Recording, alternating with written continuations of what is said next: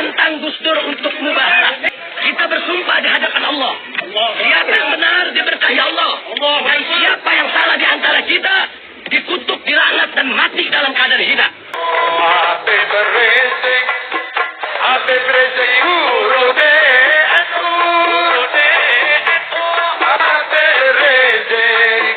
Habib Rizik idola de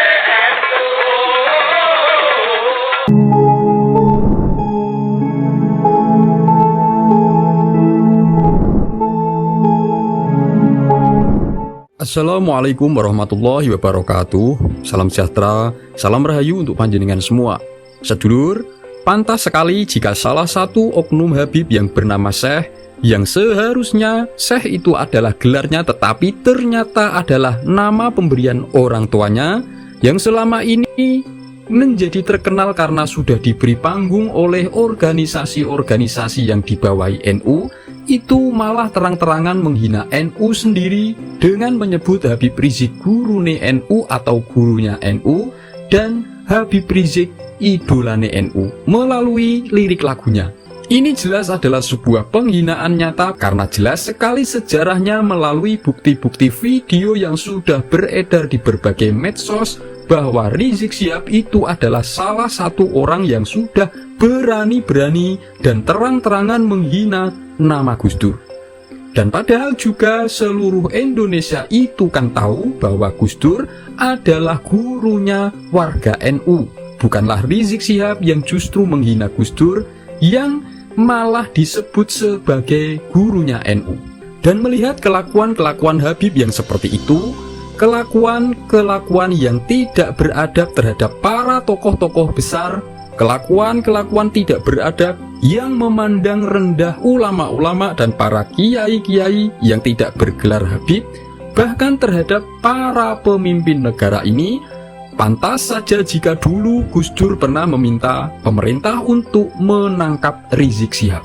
Karena ujung-ujungnya setelah dibiarkan ya seperti ini, bukan hanya negara dan pemimpinnya saja yang dihina dan direndahkan, tetapi Habib-Habib yang lain pun ikut-ikutan menghina.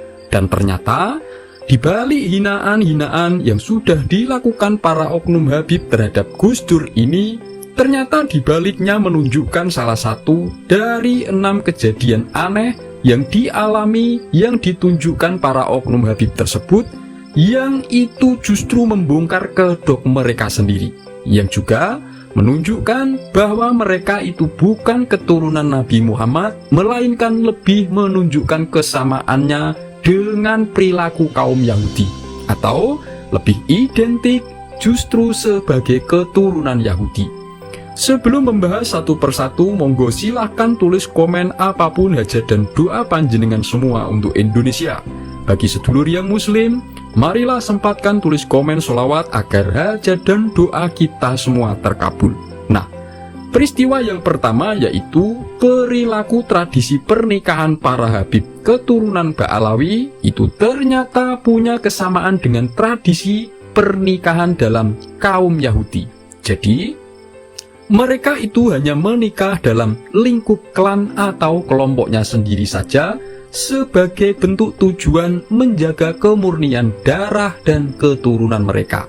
Dan hal itu ternyata sama dengan budayanya Yahudi Ortodok atau Askenazi yang juga hanya menikah dengan golongan mereka saja. Dan itu jelas tidak sejalan dengan ajaran Islam yang diajarkan oleh Kanjeng Nabi Muhammad, yang mengajarkan kesetaraan dan persaudaraan antar golongan.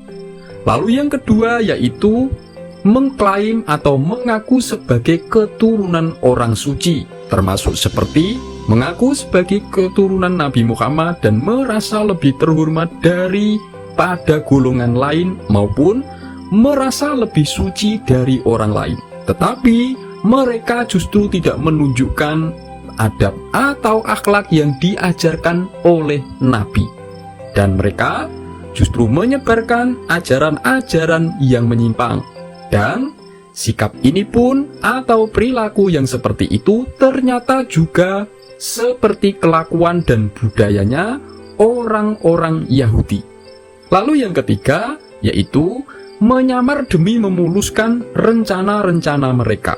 Entah itu rencana memecah belah umat demi kepentingan politik bangsa asing, menyamar demi mengganti ideologi sebuah negara, maupun menyamar masuk ke dalam organisasi besar demi mendapat kekuasaan atau untuk menguasai umat, termasuk seperti menyamar menjadi NU, masuk ke NU, tetapi itu untuk merongrong dan menguasai NU sendiri. Dan ternyata hal seperti itu juga sama dengan kelakuan dan budayanya kaum Yahudi Askenazi yang pernah menyamar bahkan masuk Kristen demi kepentingan politik di Eropa dan Palestina pada abad ke-12. Tetapi akhirnya kedok mereka terbuka dan dihukum mati pada abad ke-15. Lalu yang keempat yaitu menggunakan agama untuk tujuan politik dan mencari kekayaan. Nah, ini kan jelas seperti yang sudah ditunjukkan oleh para oknum-oknum Habib yang selama ini membuat gaduh Indonesia, yang selalu menggunakan agama demi kepentingan politik dan golongan mereka sendiri, yang cenderung menghasut dan mendoktrin masyarakat melalui cara-cara agama atau melalui acara-acara keagamaan, menggunakan dalih-dalih agama, tetapi tujuan sebenarnya adalah kepentingan politik dan kepentingan kelompok mereka sendiri. Dan ini ternyata juga sangat mirip dengan perilakunya dinasti Fatimiyah, juga budayanya Zionis Yahudi pada abad ke-20. Lalu yang kelima, yaitu membelokkan sejarah demi menguasai daerah atau wilayah. Contohnya adalah seperti membelokkan sejarah melalui ceramah-ceramah, melalui buku-buku, termasuk juga dengan cara mendirikan makam palsu sebagai nenek moyang mereka yang sudah lama berada di suatu wilayah yang ingin dikuasai, juga termasuk dengan merubah nama-nama para tokoh dengan ditambahkan nama leluhur mereka, seperti yang sudah dilakukan oleh para oknum-oknum Habib yang sekarang ini sudah ramai terbongkar kejahatannya.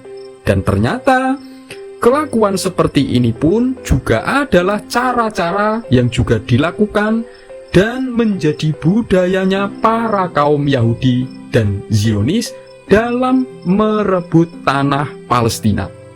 Tetapi ketika kejahatan mereka ini terbongkar atau ada yang membongkarnya, itu justru mereka teriak-teriak bahwa mereka itu difitnah dan seolah-olah mereka itu sedang dizolimi. Itu adalah perilaku yang lebih mirip dengan perilakunya Zionis dan Yahudi ketimbang perilakunya Nabi Muhammad. Semoga ini bermanfaat. Wassalamualaikum warahmatullahi wabarakatuh.